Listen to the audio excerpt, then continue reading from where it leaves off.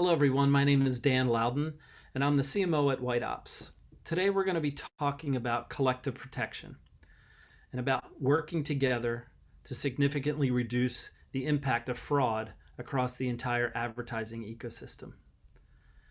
And we're going to share some examples of how by working together we can actually accomplish that and actually disrupt the economics of cybercrime. So again, today is all about how do we determine and how do we ensure that all of our advertising dollars are being spent to ensure you're engaging with real humans. So let's dive in. So first, I want to start off with a question. I want you to ask yourself this question. If you were a fraud organization or a cyber criminal organization that could look like a million humans, that acts like a million humans, and you can send them to websites, you can send them to click on ads. What type of damage, what kind of impact could you do? And the answer is a substantial amount of bad things. So let's talk a little bit about what those things can be. So this is just an overall view of the industry of where fraud is impacting pretty much every organization across the globe. And ad fraud is actually the biggest opportunity for cyber criminals to make money. The fraudsters follow the money. And with ad fraud, the payout potential is the highest and the effort and risk is actually the easiest. So the only way that we can work to stop this is to work together and reduce that type of fraud and disrupt the economics of cybercrime to ensure that they're not impacting our industry like they are today. So it's a huge problem. It continues to be because the adversaries continue to get more and more sophisticated. So if we work together as a group, we can stop them. So why is it getting harder? Well, sophisticated bots live on consumer devices. So it's hard to recognize that it's not a human. It's actually a bot that lives on a human's device. And then they go visit websites. They fill out forms. They take over accounts. They click on ads. They scrape information and they commit payment fraud. Yeah, sophisticated bots do that. And they can even listen to music and impact the top 10 songs of the day. These attacks on our advertising budgets are actually creating billions of dollars in losses for brands, and they're actually impacting the customer experience. And it's something that we have to do and take action to go stop them. This isn't a small percentage of marketers' budget. It is a significant amount of the marketers' budget that's being impacted. So if we stop it, good things will happen. Okay, so let me talk about this a little bit further. So sophisticated bot attacks are getting more human and are harder to detect and stop. So on the left-hand side, this was kind of how things worked, yesterday, last year. And many of you may have some simple bot measurements or tools in place to stop simple bots because you could easily recognize them. They lived on data centers. They lacked cookies. They behaved like bots. And a lot of times this was more extra money for cyber criminals to buy beer. So it wasn't really an organized and very hard thing to stop. But what has happened since then is fraudsters follow the money, and there's just so much money invested into the ad tech space, especially in programmatic, that's where the fraudsters go. And they've invested heavily to put malware on consumer devices so that in the background, on the device that you're looking at this presentation today, there may be malware on that device that's actually doing bad things because they live on these devices. They have user and device IDs. They replay normal distribution that mimic human behavior. And that malware is running in the background while the human may be doing something else. And that malware is committing fraud. And it's being orchestrated by organized cyber criminals. They have executive teams. They have CISOs. They have actually HR departments. They have benefits. And their development teams are involved in 2-week sprints. That's how sophisticated these fraudsters have become. And they're able to go after any of these companies, any brands, any organization that is spending significant amount of money in advertising because they have huge resources behind them. So as individual companies, it's very, very hard for all of you to be able to recognize that and stop it on your own. So how do we stop this? How do we stop this problem? And the answer is we have to work together to stop them. Fraud is impacting every part of the ad tech ecosystem, right? It's impacting brands. They're the ones spending significant amount of money. And if 30% of their budget is going towards sophisticated bots, that's a significant waste of their investment. It's impacting agencies, it's impacting DSPs, SSPs, publishers. It's across the entire ecosystem. It's so complex. That's how the fraudsters can get in and get out, and a lot of times without being noticed. Okay, so how do we stop them? The answer is we work together, right? So to truly stop fraud, what we have to do is disrupt the flow of money that these cyber criminals can make. And that's the only way we can do that is if we disrupt the economics so they can't make that money anymore. And that's the critical part of how, if we work together through what we call collective protection, we can achieve this goal. So let me dive in a little bit further. So let's define what collective protection means.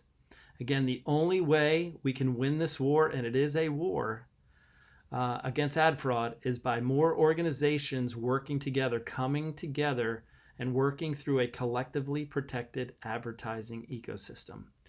If you've joined into this protected advertising ecosystem, you're protected. If you don't join in, then you put yourselves at risk. And I think that's how, if we work together, putting this ecosystem together, we're able to do a much better job of recognizing who the fraudsters are and taking them down. Okay? So to further define it, collective protection actually creates greater visibility into threats. If we're working together, we see more things. We're able to see something happening in one geography or in one vertical or in one company. And if that happens, we're able to see it and protect it in one part of the ecosystem. And we protect one area, we protect everyone. And that's how we stay ahead of adversaries. And that's how we protect our customers, and that's how we protect the ecosystem as a whole. So again, collective protection enables us to stop fraud and help bring trust and integrity to the digital advertising ecosystem. And that's what White Ops does. We bring hundreds of companies together. We are verifying the humanity of every one of their digital interactions. And the more companies that fall into this collectively protective ecosystem, the better we are going to be at protecting everyone. And that's in essence what collective protection means. So let me give you an example, right? I've talked about what it is, and I had to do it with a decent amount of words, but let's talk about it in action, right? This is when it gets real. So I don't know if you've all heard of this large ad fraud botnet takedown called Eve, 3VE. This happened just a short time ago, and it was a massive fraud operation. At one point in time, there was over 12 billion ad requests per day within programmatic advertising. 12 billion fake requests per day. These fraudsters had put malware on over 1.7 million devices. And so it looked like they were humans. They were acting like humans, but they weren't. But it was coming from infected devices. There was over 60,000 plus sellers selling fake inventory, and over 100K spoof domains of prestigious publishers. That's how sophisticated, that's how big this operation was. So White Ops discovered this. We brought in the likes of Google and Facebook. We brought in the FBI, the Department of Justice, law enforcement from 10 other countries, and a lot of the other companies that you see here. And we worked together to determine where this organization was based, how big they had become, the impact that they were having on the industry, and figured out a way to get involved in their what we call OODA loop to be able to see what they were doing to actually be able to stop them. So what happened was an organized group came together, and we were able to help discover who this organization was and where they were. They were based out of the Ukraine and out of Russia. And they thought they were untouchable. And they were in the background trying to stay hidden, siphoning off millions and millions and millions of dollars. But they didn't realize that together we were able to discover who and where they were. This organized cyber criminal organization felt so confident in their ability to stay hidden. A group of them actually went on a trip to the Far East, actually a surfing trip, and took flights to the Far East. One of those flights landed in an airport, and the plane was held on the runway. And that's where the FBI and local law enforcement boarded that plane, took these criminals off the plane, and extradited them back to the U.S. And now several of them are in a jail in Brooklyn and have pleaded guilty and now have had 40-year sentences in prison. What happened then is this entire botnet organization fell apart within hours. So the fraud stopped. So by working together, we were actually able to stop this organization from impacting anyone further. Here are just more use cases of how we've done this over and over. So this was an example of a very large fraud organization that was involved in connected TV bot attacks. They were actually spoofing devices, CTV devices. So it looked like advertisers were advertising in front of real humans, but it wasn't. So again, working together through a collectively protected advertising ecosystem, we were able to discover these fraudsters that were impersonating more than 2 million people from over 30 countries, and they had counterfeited over 300 different publishers. So by working together and again being a part of this collectively protective ecosystem, the companies within that group were not impacted by this type of fraud. And we call this streaming fraud.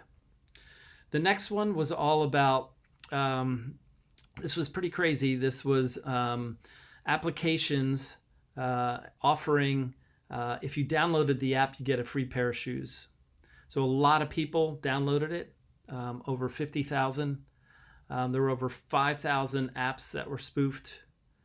And there was over 1.5 billion fake requests that went through all of this. And again, they offered free sneakers if you downloaded the app, but no one ever received any sneakers. So it got a lot of people to download the app, and then all this ad fraud was happening in the background. So it was a very, very sophisticated two-pronged approach to fraud. The next one was all about bringing blur apps into focus. These were 29 apps that were facilitating out-of-context ads that had over 3.5 million downloads. This was more all around selfie type apps or beauty type apps. So a lot of people downloaded them, but again, fraud was happening in the background. They had no idea. This was another one, Beauty and the Fraud Beast. Again, 38 apps with code facilitating out-of-context ads, and again, 30 million downloads. And again, these were beauty and selfie apps as well. And a lot of people downloaded them, think they would have fun with them, but in the background, ad fraud was happening. And then finally, this is one that we just put out just recently, this research report and takedown. We called it Rainbow Mix. And again, this was 240 Android apps. They were engaging in deceptive behavior and creating a lot of impact to over 14 million people who had downloaded it. And they had overall had a peak of over 15 million fake ad impressions per day. Every one of these is an example of a massive amount of ad fraud. From a white ops perspective, we were able to recognize this. We were able to work with many of the players throughout the ecosystem to take these apps down, and from that be able to protect the ecosystem from this type of fraud. So I'll kind of finish here to say collective protection is the only way we're going to solve this problem. It's the only way. If we work together, we'll be smarter for it. We'll be stronger. We'll be able to go on the offense to go attack these cyber criminals, so ad fraud stops and we win the war against ad fraud. That is the goal. That is our mission, is to disrupt the economics of cybercrime. So from a White Ops perspective, we work with all these organizations as a part of our collectively protected ecosystem. And today we're working with all these organizations to ensure that they can engage with real humans, not sophisticated bots. And a really interesting point that I just wanted to share that we published yesterday is that through all of those organizations, we now verify over 10 trillion interactions per week. We verify the humanity to ensure there's no fraud. And that just shows the amount of scale and again, the importance of working together, because if we see, again, bad things happening in one part of the world or one company or in one vertical or one use case, we're able to fix it and then protect the entire ecosystem. So that's where collective protection, working together, I think can really have an impact and really improve all of our investments in advertising and ensure we bring back, integrity and clarity and openness to ensure our investment dollars are bringing in the highest return they can, especially in these difficult times. So thank you for this opportunity to share this information with you today. If you have any questions, please reach out to me at dan.lowden@whiteops.com, and appreciate your time. Thank you very much.